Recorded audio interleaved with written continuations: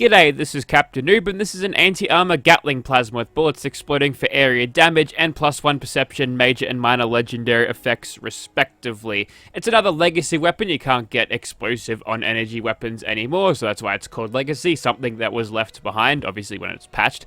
Anyways, so this thing is going to be an exceptionally and deceptively powerful weapon. We won't actually get to see the ballistic damage on the damage card, but we'll just have to experience that by shooting at things in-game and drawing the conclusions from there. I've got a rifle and barrel to increase the range. You can't do anything with the magazine. We could prime this, but that's kind of overkill. We do enough damage anyway to warrant not having the use of that. And if I get a bloodied one, I might prime that and use it against the Queen one day. We'll see how that goes. And a beam splitter for just throwing out massive amounts of explosive projectiles, which is exceptionally powerful in not only PvE, but PvP. So let's go ahead and chuck some perks on. It is a heavy gunner. These super mutants shooting at my house are distracting me. They'll get theirs in a second. So we'll chuck on heavy gunner, and also heavy gunner, wherever they are. I think I missed expert. Yes, I always missed at least one of those. I've also got bullet shield at rank 3 and a little bit of lock and load because the reload is long and honestly not much else I can do to really help me out. Demo expert goes in, and despite it not actually showing on the damage card, it actually does increase this thing's damage if you were to use an explosive energy weapon without and then with Demo Expert, you'd notice a difference right away. So doing 109 damage, and that's pretty damn good. Anti-armor prefix is going to be synergizing pretty well with its new energy damage factor. Yeah, that's new. And we've also got stabilized too, so we should be punching through heaps and heaps of armor. And I think I saw something before. Yeah, your camp's not going to be yours for long, Noobula FTW.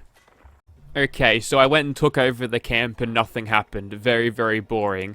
Here are my mutations buffs, and we're using power armor, calibrated legs, and the jetpack on the torso for evasion purposes, because basically you're throwing up a whole bunch of explosions, and the ability to fly around like an AC-130 gunship is invaluable when you've got a weapon with this kind of DPS. And whoops, there's going to be a lot of fucking group piles made during the recording of this video, so apologies to anyone who was made annoyed by that. Well, there was some before I even got here, so I'm just adding fuel to the fire. And 165 damage, but like I said before, it's deceptively low. And more super mutants at the back. And when you aim down sights with this, as you can tell, the spread of this is rather good, and that is why I specifically, I always chuck on stabilize, but not only for the armor penetration benefits, but the extra accuracy that you get with heavy guns with stabilize is invaluable at keeping that spread tight, which means you'll basically just... It's like throwing a wall of damage every time you fire, but if you can direct that into a small cone, then that wall of damage is a... I don't know how to finish that metaphor off. It's just, it does a lot of it, big numbers. Think of it like a giant wrecking ball of DPS. That sounds a little bit more dramatic and cool. So, of course, we're going to piss off every single super mutant in here, and right there was a reason why I wanted to grab something like, what's it called, that bullet shield perk, because there's going to be moments where stray bullets will hit the wall next to me and I'll be losing my health from that. So, you know, to remedy that a little bit or make sure it's not so hazardous to my character's health when it happens. I did get a free level up there, which means I've fully healed, but yeah, it's just a little bit more survivability to weapon. Now obviously you could do better with something like fireproof, which I'm pretty sure every PvP player worth their salt is using, because how else are you going to counter this fucking onslaught of death and terror? With Tesla rifles up close, I guess. It's kind of rock, paper, scissors at the moment. You've got the massive capacity fucking wall of DPS weapons like this, and then you've got the more precise but accurate laser guns with explosive damage and everything, and then you've just got the spam cannons, which consist of Tesla rifles, which are effective, but they're boring and many people won't respect it if you use that. Not impressed by the splash damage of that. I tried to bounce it on the wall behind them, but obviously I wasn't close enough, and thanks for the trash fucking legendaries. Oh well. Script is script. Never look a gift legendary in the mouth. That's what I never say. I want all of the best stuff. If I see a 3-star mutant, I expect him to drop 3-star stuff. Anyways, speaking of explosive damage, it's devastating, and since you're throwing a bunch of these projectiles out at once, and the Bethesda haven't made code like shotguns to evenly spread out the explosive per projectile, well, you're getting that 25% of that base damage, you know, which does include the unmarked ballistic damage along with it every explosion, and it kind of, yeah, this is why it's so good in generally everything, because you just get so much damage forward, and you don't have to be entirely accurate with it either, because direct hits, I mean, you don't even need them. Look at that, absolutely destroyed him as an instant kill. So was that blood coming out of me and my power armor? I highly doubt that. Good news is, though, I haven't seen a goo pile in quite a while. There's one. Speak of the fucking pile when it shall appear, and the like. And radworms. Well, that's not really too much of a problem. I'm not running this at Nerd Rage Threshold. Believe you me, there'll be a time to run an explosive Gatling plasma at Nerd Rage Threshold, but let's just go with the high health apart from this now. We'll use this as like a training run, and if I don't kill myself here, I think I'm qualified enough to use a blade explosive one, which hopefully I will be receiving soon. I've got a person who's like, hey, can I give you this? I was like, fucking oath, mate. So hopefully we'll see that soon. Obviously not going to do it directly after, because, well, who wants to watch an anti-armor explosive when you can see a blade explosive, right? And we're done here. Barely even broke a sweat. Probably broke a few things off my power armor, but there's no pain for the two inside under the armor, so who even cares? Machines are machines, man is man. The two are never meant to intertwine. Now, you might have noticed how I've got a couple of points into... Well, I don't have a couple of points into... Well, I've got a couple of sneaking perks. I don't have Covert Operative because I'm not that silly, but yeah, all of this extra sneaking perks, well, I can do this. What? Yeah, right. I was about to say, don't tell me he's just healed from all that, but then he remembered he took damage, so he dropped at the end, so... Okay. That was bizarre. Alright, so we're going to go through these ghouls here, and I'm going to see if I can do it a little bit quicker than with the not explosive Tesla, the quad Tesla that I had. So I'm just going to go ahead and wake everyone up. I mean, we're not going to account for where the Tesla is bugged and you can make it do 0 damage, but we'll see how it goes. If we can get them into a wide lane where they're all clumped together, and a lot of ghouls can be clumped together like this, and this is a good thing about having a jetpack. You can just sail all over the ghouls rather than having to walk around them and run around them like some sort of pleb, even though you're marsupials sort of thing. But anyways, what we want to do is just kind of gather them around. I'm out of AP, which is potentially hazardous to my health. You know what, I'm just going to start firing, and I'm not going to stop. We've got to make sure we keep them away from myself to avoid... Oh, he's tanking it. I'm throwing so many body bits around, I think I might lag out the entire server. I'm certainly doing enough damage to these ghouls to make them completely resistant to it, which is weird. We'll keep on going. Okay, I definitely should have died there. I think I'm throwing... Oh, okay, this is bizarre. Am I doing so much damage to... Does this gun break space and time? It does. It just kills stuff after you shoot it. Now, generally I like my weapons to react as soon as they hit stuff, but I think it's because I was throwing around so many projectiles upon so many tiny bits of just being thrown around everywhere that the weapon kind of just broke. And the same thing happened with Swan. I think I'm hitting him with so many explosive projectiles that I'm actually slowing the server down. So, wow, okay. At least for me, I haven't seen any bad connection shit come up there, but fucking hell. Like, you don't notice it against something like a Super Mutant where they can just drop down and they're not in a giant pack where there's 50 of them running at you at once, but Jesus Christ. And we're right back to normal against these ghouls. So, in terms of a crowd control weapon, deceptively bad, even though it really should be amazing, so that's interesting. So you could probably get away with not using... I mean, you're going to explode the corpses whether you have Bloody Mess or not, so what do you even do? Probably use something else. Yeah, that's probably the best course of action, because it kind of breaks everything now, doesn't it?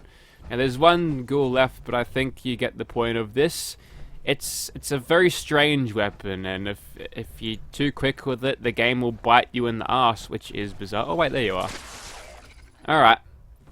Interesting. I didn't actually expect it to go that bad. Your performance may vary depending on what server you're on. I am on an Australian internet, so yeah. Not the greatest, but they have it. That's what happened. And the game pretty much crashed as soon as I pressed the stop recording button there. So, yeah, it's a interesting weapon, which I didn't actually expect it to do that. The TSC never did that, but then again, I wasn't really shooting it in such a way to, you know, hit all of those limbs at once. If I'd had, you know, having this thing like a harpoon gun, I would have gotten hundreds of thousands of harpoons back out of that. That would have been funny. Anyways, so in terms of VATS, this thing is... I mean, you can hit targets pretty reliably because it just spreads out your bullets pretty fast, so inaccuracy doesn't matter, but VATS likes to miss all of your projectiles sometimes if you aren't 100% accurate. And for some reason, initially I'm about 70% accurate, as soon as I start spitting up the barrel it drops. That might just be VATS doing weird shit though. So yeah, having a look at that damage again, 183, and this thing doesn't really need to be repaired all that often. I don't have Gunsmith, but if that goes down, I'll just chuck on a weapon repair kit and then we'll be good to go again. Hang on, I think I heard some robots over here. Or a robot. Hang on, that's a legendary over there. It's a super mutant, is it? Something is... It's just a 1-star. Also, they look like they've been cryo-frozen. What's up with that? Oh wait, it's the Flatwoods monster. He's mind-controlled them. We're seeing psionic energy. Yeah, go away, Flatwoods monster. You're not even that scary. Ah, there's the robot that I saw. Probably... Wait. Are they immune to that? Anyways, looks like we're getting some Scorch Beast gameplay here. They're friendly, but they won't be for now. Now, the bloodied explosive laser gun had a really tough time taking out these guys, but luckily for us, we've got a big ammo capacity now, and whilst it looks like they are shrugging off some of the damage we're doing to them, with the amount of bullets we can get on target, more of it'll stick, eventually. And since they're such a large target, we've got stabilize and generally a decent amount of accuracy to go with it.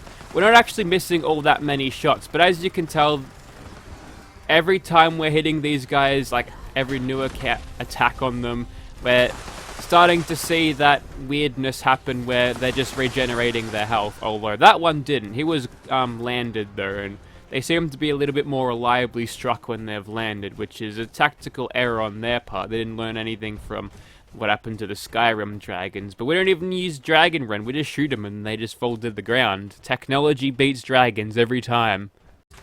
I found the rest of the super mutants. That was a weird lisp. Oh, there she blows. That's okay. We can repair it.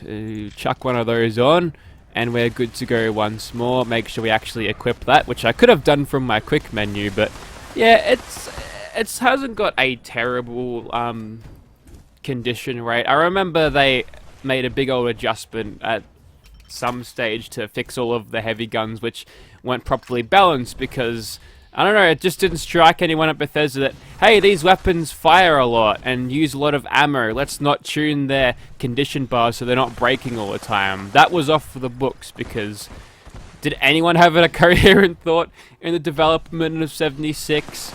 I know I didn't during this gameplay. I'm kidding, I love you, Bethesda, but not really.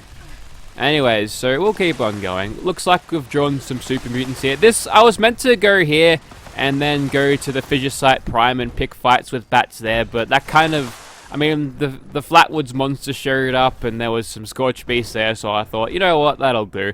So I think that'll probably close out the video for an anti-armor explosive Gatling plasma. It is an extraordinary powerful weapon.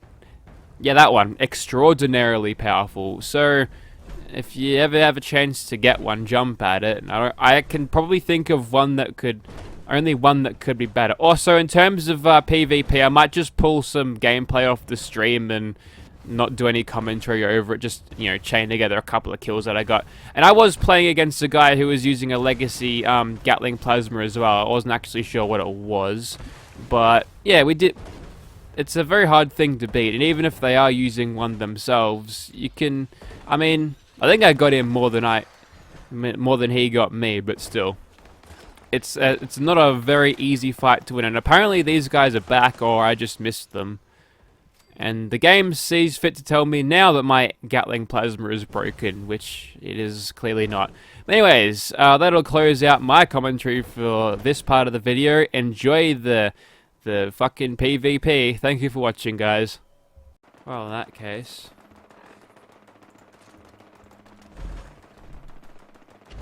Yeah, now you're a bit worried, aren't you?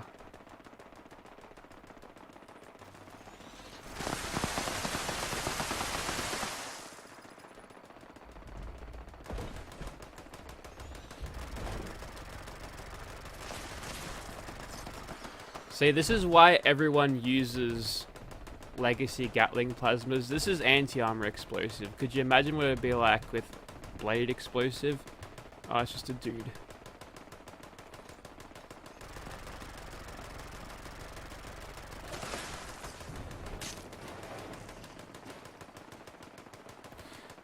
No, that's it. I'm seeking revenge. Yeah, this...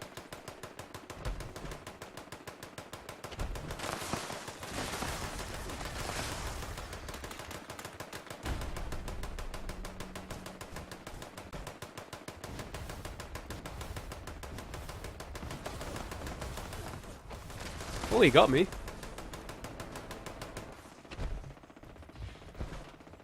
Hey, no screen hacking.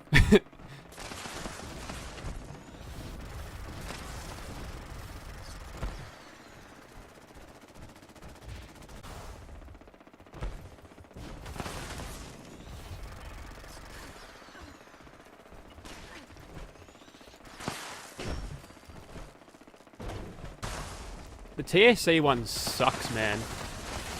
Because I would not be able to get that much accuracy out of it. Aim, damn it. See, this is why explosive Gatling plasmas should just not be in the game. I've retrieved my dropped loot.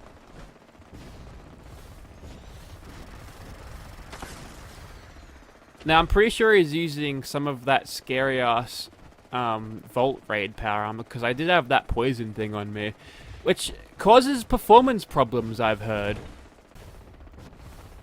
There he is!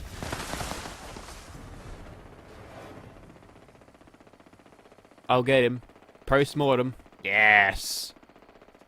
Now, if I seek revenge and he seeks revenge... Fine, you just had to be petty, didn't ya?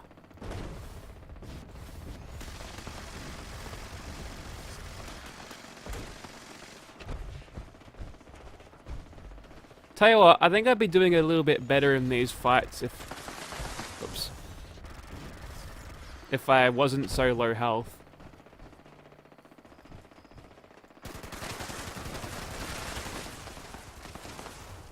Oh, look at that. Look at that damage over time. I can't counteract that. I mean, I can if I jam stim packs, but that's not going to last for long. Yeah, no way.